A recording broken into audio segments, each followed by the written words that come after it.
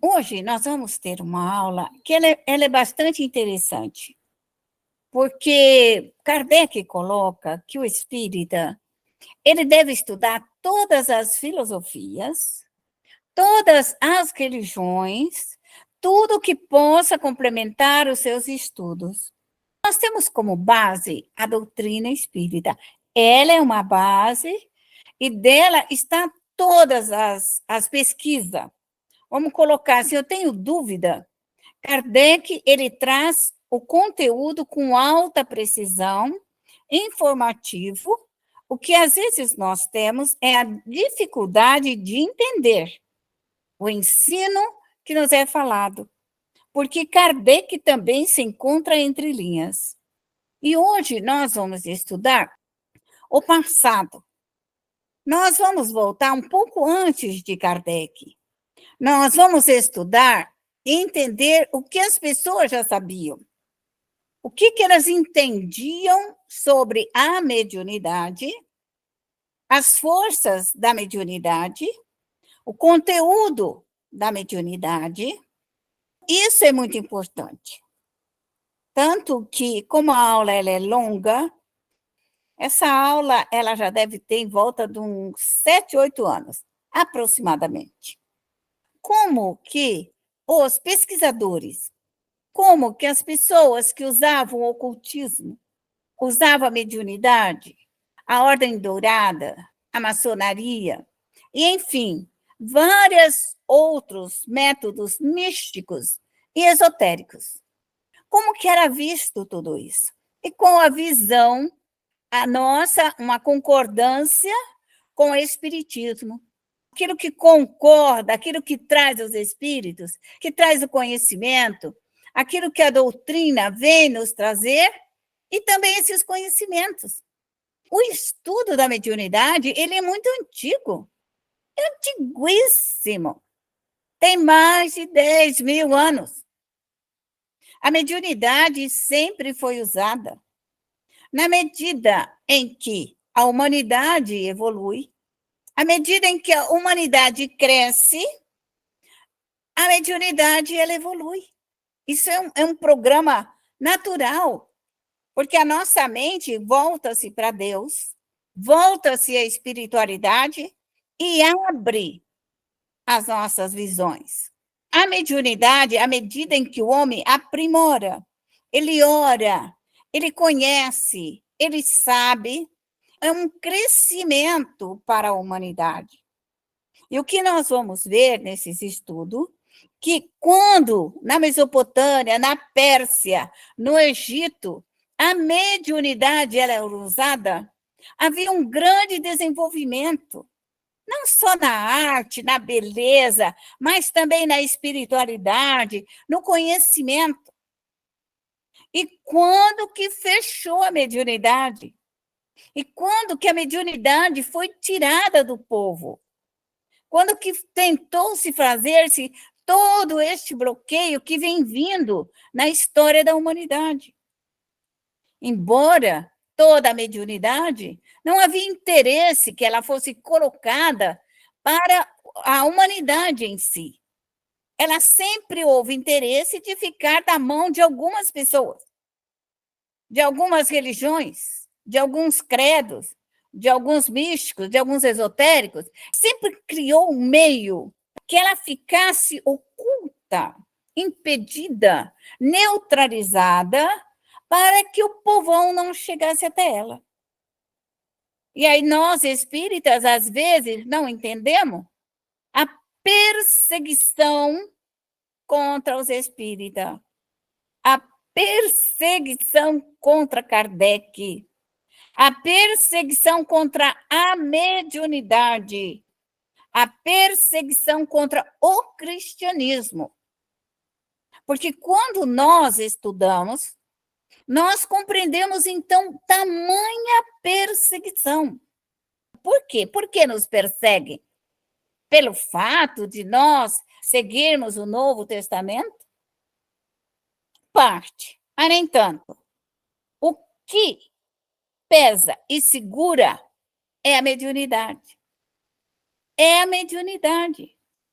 Porque o Cristo vem ensinar como trabalhar com essa mediunidade, como curar, como ver, como doar, como perceber. Jesus mostrou tudo isso. Mostrou que ele podia aparecer após a morte, num processo de agênere, e ficou aí 40 dias conversando com todo mundo. Então, o Espírito vive. O Espírito está presente em qualquer lugar. Jesus mesmo disse: meu reino não é deste mundo. Meu reino pertence a um outro mundo, ao mundo da espiritualidade. As pessoas que há algum tempo atrás tinham esse conhecimento, 10 mil anos, 5 mil anos, 2 mil anos atrás, não desejavam de forma nenhuma que isso fosse dado ao povo. Porque isso era um poder, era um grande poder na mão, que naquela época, de um médium, vamos colocar assim, de um médium, bom médium, médium de efeito físico, vamos colocar assim, um médium que tivesse conhecimento, que tivesse um efeito físico, que soubesse manipular os fluidos, ele era considerado o melhor, o poderoso, o grande. Esses médiums poderosos, vamos colocar assim, os magos negros, eles faziam o que eles podiam. E eles eram considerados, então, fortes, poderosos, porque podiam destruir, fazer isso, fazer aquilo, e mais aquilo, destruíam governos, reinos, destruíam tudo que eles queriam. Com essa força. Quando essa força oculta do bem, porque, na verdade, houve um erro. Houve um erro. Qual foi o erro? Que os ocultistas bons, nobres, justos, corretos, não colocaram para o povo. Não colocaram, ficaram só para ele. E quando estes grupos foram destruídos, ouviu o que eu falei? Pelos maus, destruíram a fonte do bem. Foram destruídos pela rivalidade, pelo ódio, pela raiva, pela vingança, foram destruídos. Aquilo que deveria ter sido passado para as pessoas por amor, por caridade, por bondade, não foi dado. Não foi dado às pessoas. E isso foi muito ruim.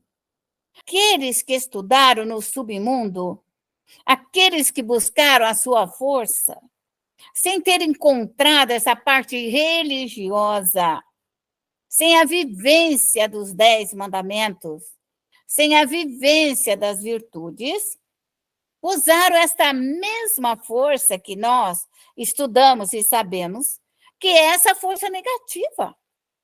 Aqueles que não estudaram começaram a manipular a energia negativa. E é isso que nós vamos comparar, que isso sempre existiu. Sempre. Se nós vermos a história do Egito, você vai encontrar lá Ramsés II, que ele fala que ele morreu de feitiçaria. E todo mundo. Índio acredita em feitiçaria. Todo mundo, se você entrar, as benzedeiras, lavadeiras, passadeiras, o que não acredita são os grandes, os estudiosos, os poderosos, que aí ficam sem essa força e divulgam sem essa moralidade. O que nós precisamos entender? Que o que Kardec trouxe é algo que sempre existiu dentro da humanidade. A humanidade sempre teve acesso. O que nós encontramos foi um impedimento. O impedimento. Por isso que a maioria de nós nascemos impedidas, neutralizadas, fechada. Trazemos a mediunidade impedida de trabalhar. Por quê? Devido a esse processo de rivalidade entre médiuns, rivalidade entre os grupos estudiosos, rivalidade entre os cientistas. Mas hoje, o que faz? Hoje, agora, nesse exato momento, o que faz esse grande povo? Ele paga. Ele chama, ele evoca, ele traz. esses grandes médiuns de efeito físico para trabalhar por muito dinheiro. Ganha-se muito dinheiro porque ele tem essa potencialidade. Só que ele não foi devidamente esclarecido pela necessidade de se fazer o bem, de não se complicar com a mediunidade, mas trabalhar para a luz e para a esperança, para a bondade e a misericórdia. O que faz? Como ele aprendeu no submundo, porque os verdadeiros bons não passaram. Esse foi o grande erro na minha avaliação. Na minha avaliação, pelo que eu estudei, pelo que eu avaliei, faltou os grandes do passado, os grandes mestres, os grandes educadores poderiam ter passado. Mas o que eles fizeram? Chamou-se o oculto. Ficou escondido. Esconderam esse conhecimento para não dar para ninguém, porque achavam que ele seria perigoso. Só que quando o mal pegou esse conhecimento, que aprendeu a usar esse conhecimento, que é isso que nós estamos falando aqui, colocou os pés pelas mãos e começou a girar a maldade no mundo, o erro, a impostura, a falsidade, a rivalidade, o desamor. Aí cresceu, e até hoje, aonde você for, em qualquer canto, existe reza para fazer maldade. Em qualquer lugar, qualquer recanto. Por quê? Porque a base foi, de alguma forma, deixada de lado. Foi deixada de lado. Nós precisamos, nós, espírita, compreendermos esse passado, compreendermos toda essa história e desenvolver dentro de nós essa pesquisa com maior conhecimento. Então, vamos nós. Vamos elevar o nosso pensamento a esse Pai de amor, de bondade, de misericórdia, que nos deu a oportunidade de aqui estarmos, nesse grande aprendizado, nessa grande escola da vida, permitindo que o nosso espírito, através desse conhecimento, possa se aprimorar, possa crescer, possa trabalhar, possa resgatar todos os seus débitos passados. Pai de infinita bondade, de infinita luz, nós aqui estamos a vos rogar permissão, Senhor, para que todos esses espíritos planetários, para que todos esses amigos e companheiros do passado estejam conosco, nos auxiliando, nos amparando, nos instruindo nesta caminhada. Permita, Senhor, que as energias cósmicas, que os espíritos trabalhadores dessa energia venham estar conosco, nos trazendo toda esta força, nos trazendo toda a luz, todo o entendimento.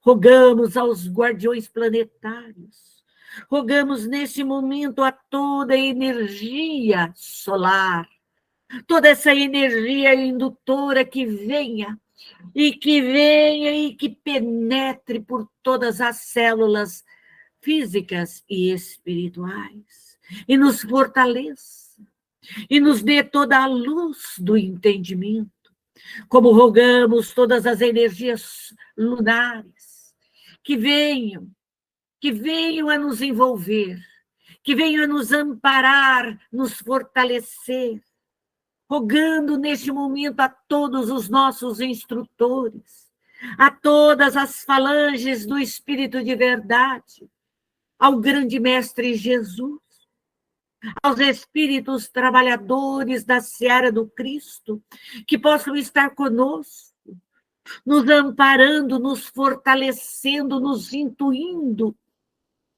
permitindo que possamos trabalhar, que possamos crescer espiritualmente, que possamos resgatar e reparar as nossas faltas com conhecimento. Senhor, ilumina os nossos passos.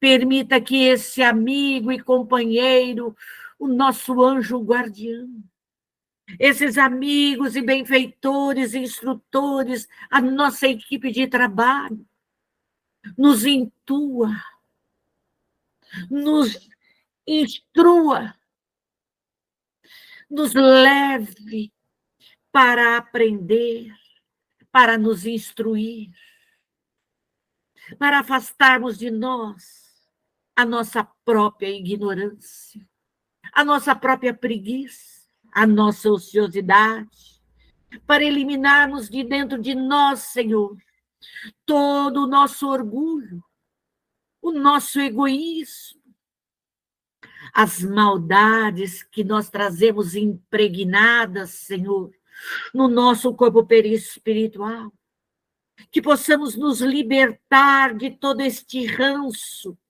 de todas as nossas magias, feitiçarias, de todas as nossas maldades, que sejam destituídas, que sejam desmaterializadas, desintegradas, que esta força astral do fluido cósmico universal caia sobre nós como uma chuva de raios, raios desintegradores, que desmaterializa, que penetra por todo o nosso corpo físico, por todo o nosso corpo perispiritual, por todo o nosso espírito e nos liberta, Senhor.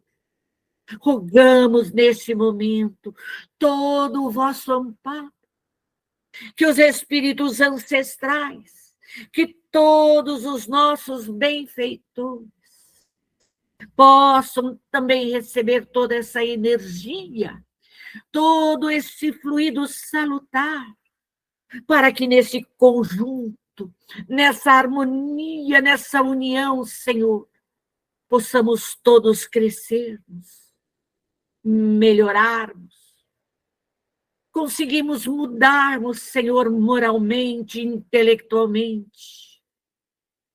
Dá-nos, Senhor, a luz. Dá-nos, Senhor, a paz. Envolva-nos, Senhor, nos fluidos curadores. Que venha deste grande laboratório do espaço, Senhor, do fluido cósmico universal, toda essa energia curadora, Senhor, que ela penetre por todas as nossas células físicas e espirituais e nos transforme, Senhor. Nós queremos nos transformarmos, sairmos, Senhor, desta situação deprimente, desse estado, Senhor, de angústia, de tristeza, de dívidas. Mas, Senhor, queremos recuperarmos para repararmos as nossas faltas, que sejamos fortes diante das provas, diante da nossa expiação, que sejamos corajosos, que possamos levantar as nossas cabeças, pegarmos, Senhor, a nossa espada e lutarmos para o bem, para o progresso, pela nossa própria evolução, pelo nosso próprio lar, Senhor, pela nossa família, que possamos lutarmos, Senhor, pelo nosso estado, pelo nosso país, pelo nosso planeta. Envolva-nos, Pai, no seu amor. Envolva-nos, Jesus, na sua luz. Que os espíritos, anjos, arcanjos, que as falanges de Maria e essa mãe querida esteja a nos envolver, a nos amparar e a nos fortalecer. Que os espíritos instrutores não nos deixem a revelia, não nos deixes falir, Não nos deixe desistir do conhecimento que nos liberta, que faz a gente crescer, que faz a gente evoluir. Que possamos sermos fortes e corajosos, que possamos nos amarmos. O amor tem que estar dentro de nós, Pai, e que possamos regá-lo a cada instante, a cada segundo de nossas vidas.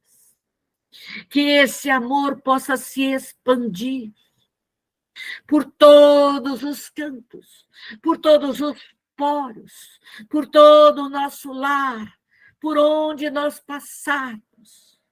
Que sejamos os semeadores a semear o amor, Senhor, a todos que se aproximarem de nós.